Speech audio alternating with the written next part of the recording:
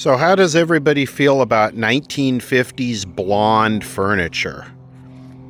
This is a 1951 Motorola television combination unit, which is basically just a 1950s box TV with a radio, AM/FM radio record player combination stuck on the side of it. You know, just ignore from this line over and you have your standard 1950s box TV. I just picked this up. It was donated to the channel to me to make entertainment for you. All of a sudden we have a bunch of Motorola stuff coming out of the woodwork, which is cool.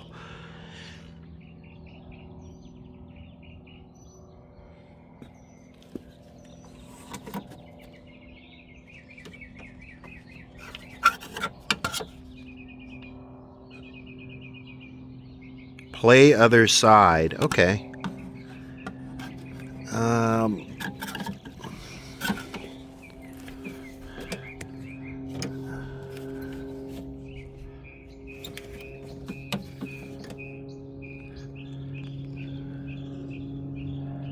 Is there anybody there? It looks like it, doesn't it?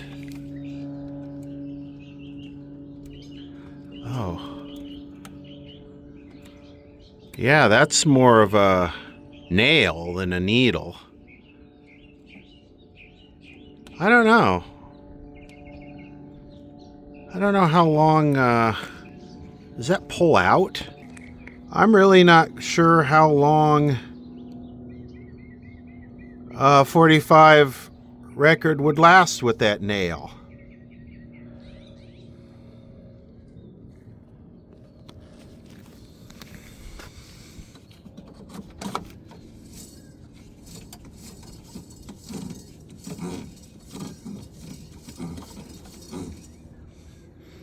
Does do 33, 45, 78. AM, FM. I think I said this is like 1950, 1951. Has a hole here. Record storage.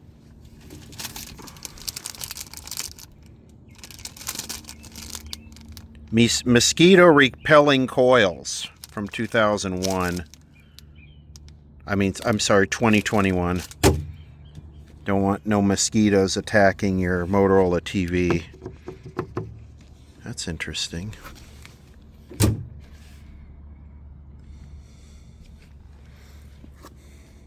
Let's turn the knobs. Now, they said that this kind of worked in 1998, that it would actually still kind of pick up some over-the-air television stations. Say we get the dim bulb tester here and fire it up.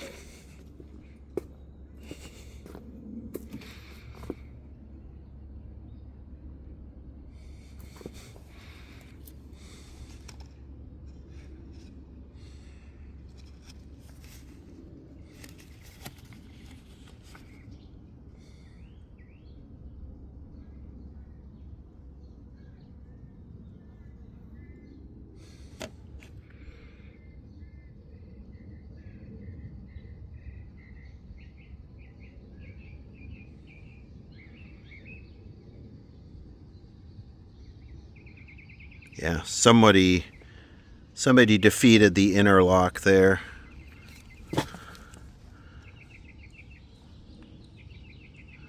Yeah, I think we probably should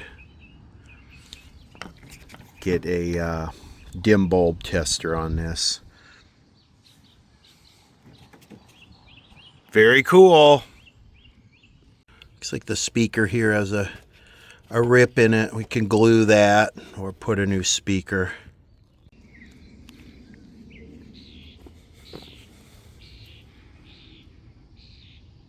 Cool. Look at how dusty it is. 17. Oh, that's the model number of the whole thing. Let's see. Can we See, is this a replacement? This looks like a replacement tube. There's the tube chart right there. It has the round Motorola cans.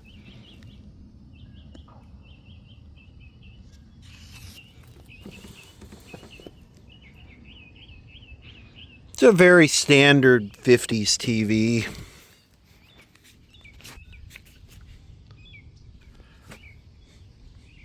Easy to get going, but requires a lot of capacitors usually. Trying to take a peek here and see. Oh, there we go. Can I see that? Well, it is a Sylvania 17 BP4.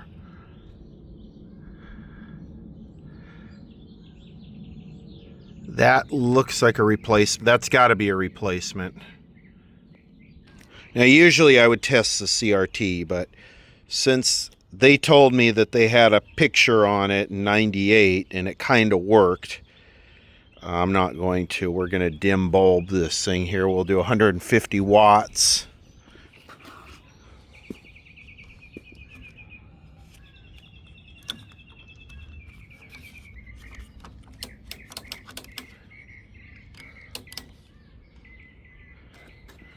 I have to put this on TV.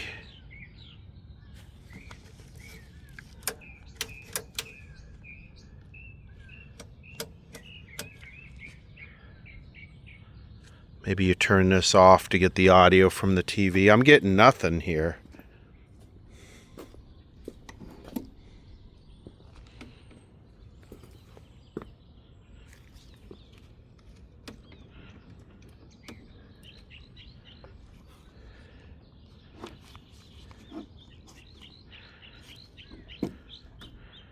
Absolutely nothing.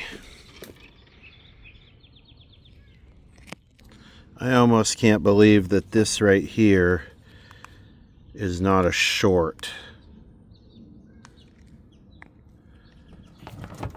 How could that not be a short? Come out of there.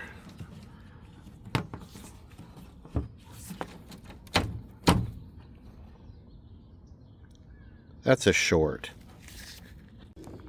You know, all I can think of for that to be like that, and we don't have anything here, that this has got to be open right inside here.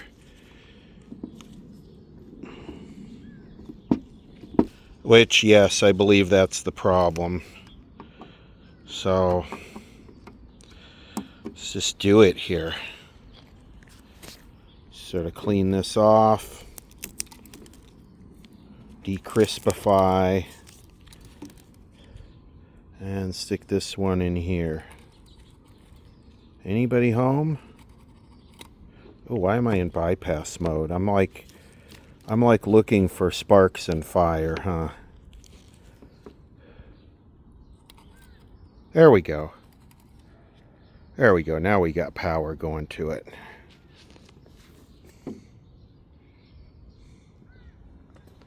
Do I really have to explain myself with a warning, disclaimer about doing stuff like that? Probably really shouldn't have to, but I probably really should.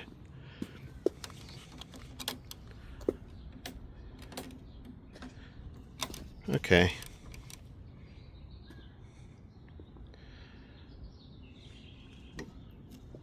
It's quite a bit of current draw. That's a 150 watt bulb.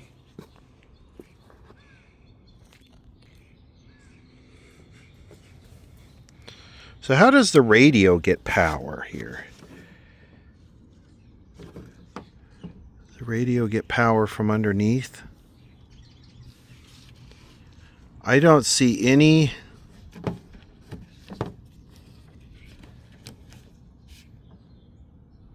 Okay, I'm riding the short bus here. This goes to there, and then it comes over to here.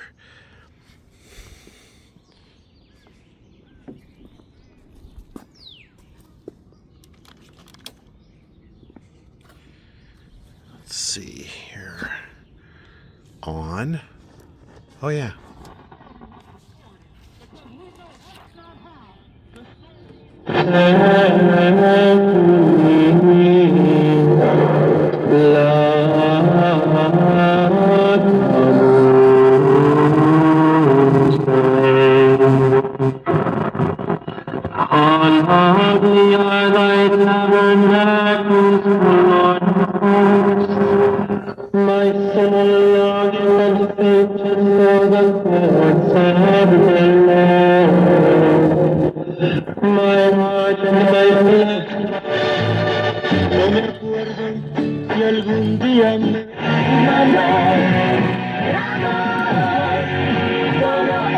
Vote I had in the state senate was in 2012. 예수님의 말씀. We're on the wheels of an angel. She's strumming on my six string across her pretty. Pretty cool. It just turns on and works.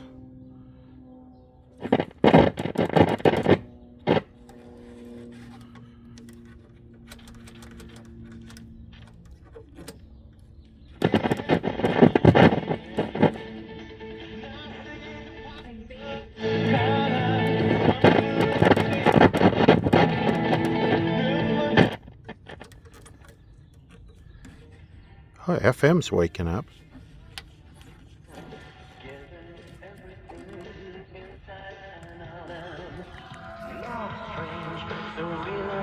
Yeah, FM's waking up.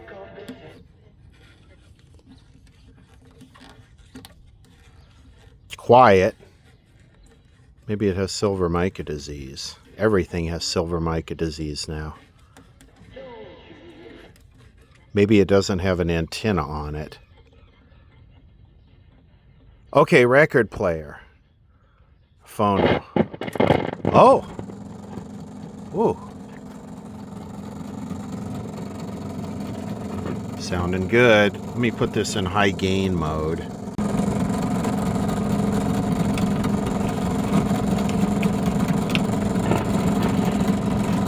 Smooth operation of those quiet glide bearings.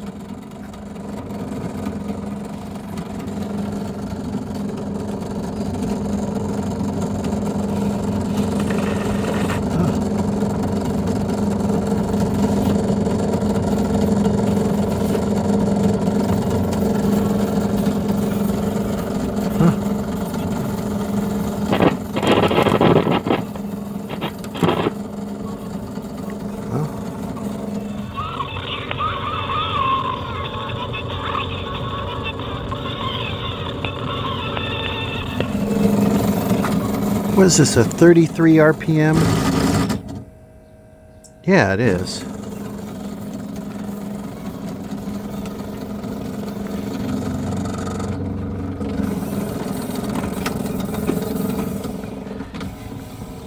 There we go.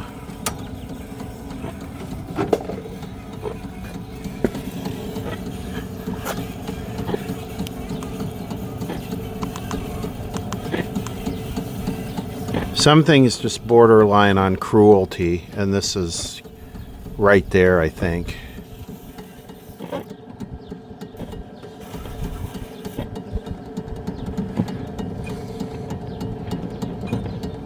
Using a nail to read a record up 45. Oh yeah, there we go.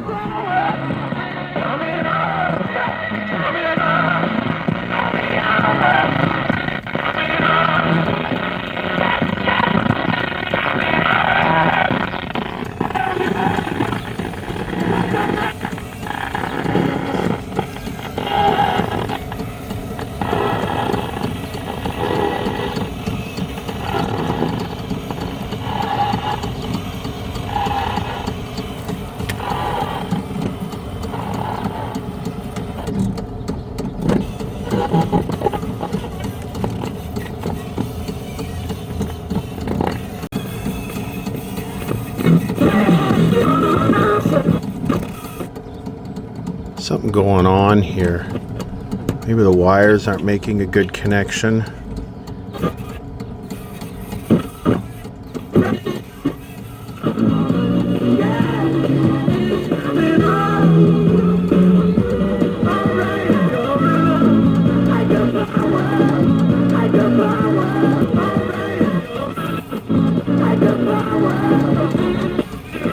I can't believe that peg actually will play that 45. I mean, that is a peg. I really want to see how close I can zoom in on this thing. I mean, this is a peg. This is not a needle.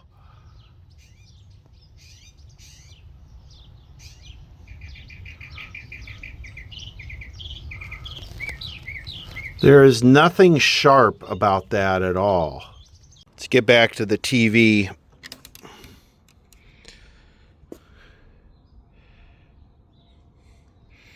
The way I would usually do this is pull the 5U4 out. I'd pull this tube out and replace it with solid state, and then reform the capacitors. Let's see what happens. This is kind of risky with this cord, but I'm gonna just go full. There we go. Full bypass mode. I just want to make sure that this tube doesn't start red plating or blowing up from leaky capacitors.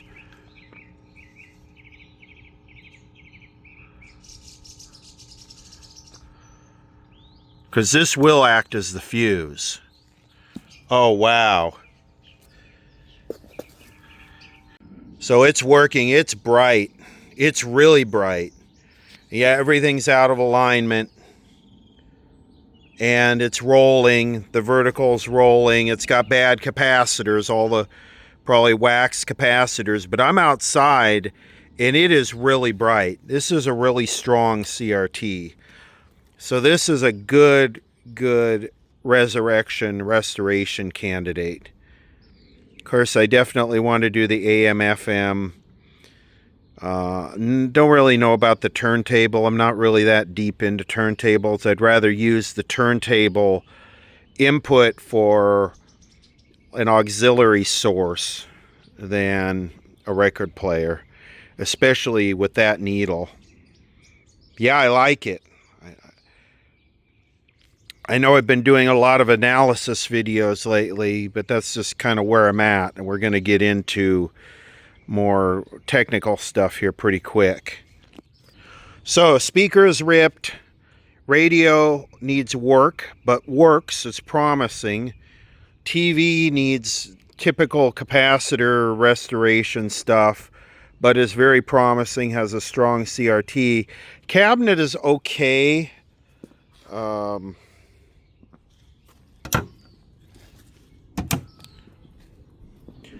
It's a little, the grain is showing here because I believe they said it was sitting in the sun here. So over the years, the sun just completely eradicated the finish. But that's okay.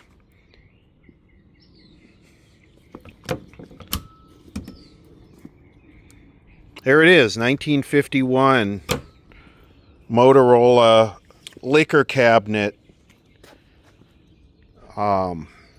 Box combo TV, very cool. Oh, I do think it probably does need a new power cord.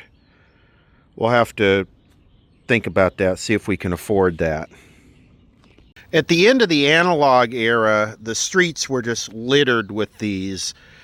And, mostly the black plastic crap ones, not the silver Trinitrons like this one. And I would grab them from time to time when it was convenient just to use for EOL videos. It's the sun, because it's so bright out here, I'm having a frame rate conflict. Well, things have sort of flipped now. All of a sudden, these are becoming desirable, especially for the vintage game console crowd. And a friend of a friend, asked me if I had one with all the inputs, and this one does have all the inputs.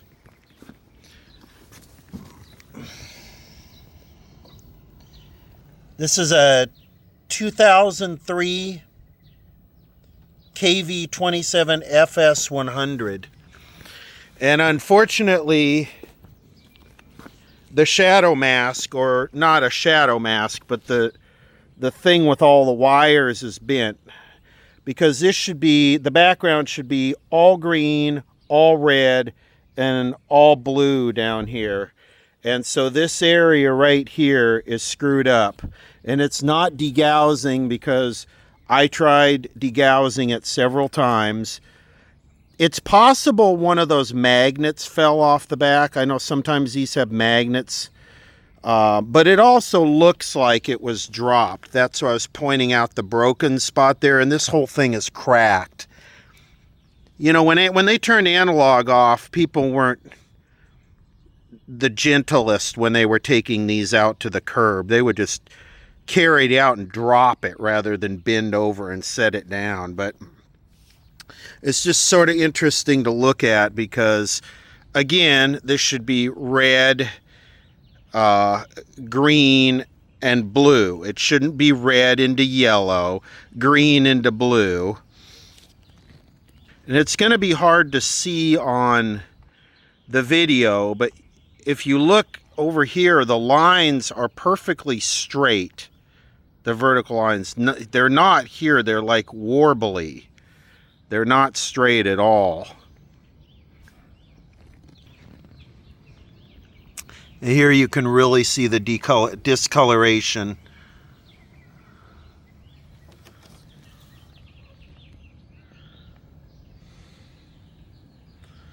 So like I said, I'm pretty sure my diagnosis on this with the damage to the cabinet and the fact that I've degaussed it a bunch of times and I hear the internal degaussing working. Yeah, you can really see in this area here something's wrong. And there's your color bars. This should be blue, yellow, white. And this should be blue, not red. So yeah, it's too bad, but it's going back in the EOL pile. I mean, this would have been, this is about when CRT sets peaked. Perfectly flat, but got all the inputs. This would have been great for somebody into gaming, but unfortunately it was dropped, and it's going to get dropped permanently at some point.